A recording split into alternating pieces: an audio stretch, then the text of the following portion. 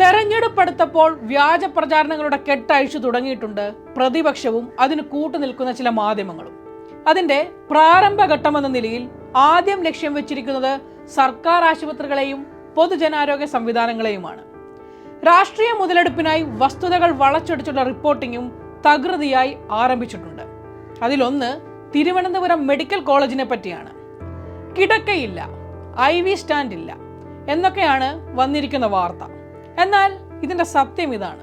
Bablu patient 9-ാം തീയതി രാത്രി 2 മണിക്കാണ് അഡ്മിഷൻ വന്നത്. അഡ്മിഷൻ വന്ന് ഡോക്ടേഴ്സ് കണ്ടുകൊണ്ടാൽ തന്നെ പേഷ്യന്റിനെ IV ക്യാനിലേക്ക് IV സ്റ്റാൻഡ് വെച്ച് IV ഫ്ലൂയിഡ് സ്റ്റാർട്ട് ചെയ്തായിരുന്നു.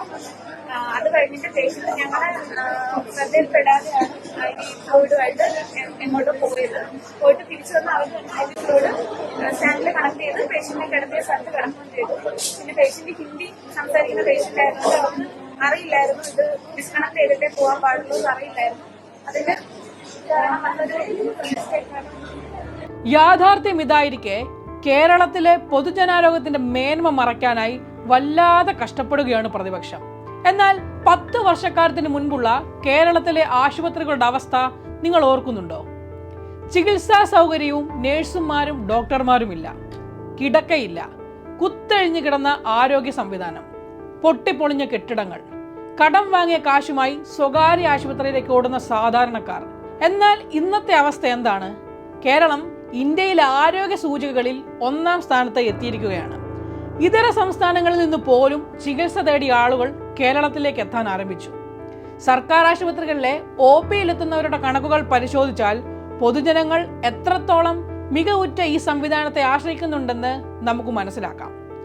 2016-ൽ 8 കോടി പേരാണ് സർക്കാർ ആശുപത്രി OPയിലെത്തിയത്.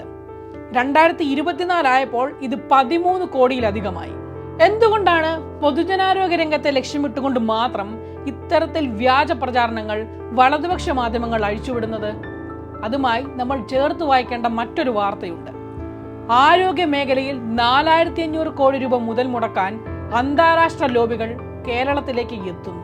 സ്വകാര്യ ആശുപത്രികളിൽ 10 ലക്ഷം രൂപ വരെ ചെലവ് വരുന്ന ചികിത്സ പാവങ്ങൾക്ക് സൗജന്യമായും മറ്റുള്ളവർക്ക് മിതമായ നിരക്കിലുമാണ് മെഡിക്കൽ കോളേജുകളിൽ ലഭ്യമാക്കുന്നത്.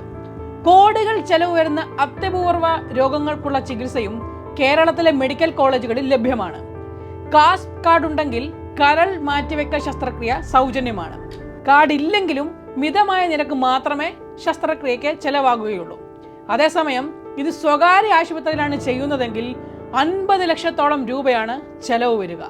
സ്വകാര്യ ലോബിയുടെ കരങ്ങളിലൂടെ ജനിക്കുന്ന ഇത്തരം വ്യാജ വാർത്തകൾ ലക്ഷ്യം വെക്കുന്നത് തെരഞ്ഞെടുപ്പ് മാത്രമല്ല, കേരളത്തിലെ പൊതുജനാരോഗ്യ സംവിധാനം തകർക്കുക എന്ന ലക്ഷ്യം കൂടി ഇതിനൊപ്പം ഉണ്ട് എന്ന് നമ്മൾ മനസ്സിലാക്കിയിരിക്കണം.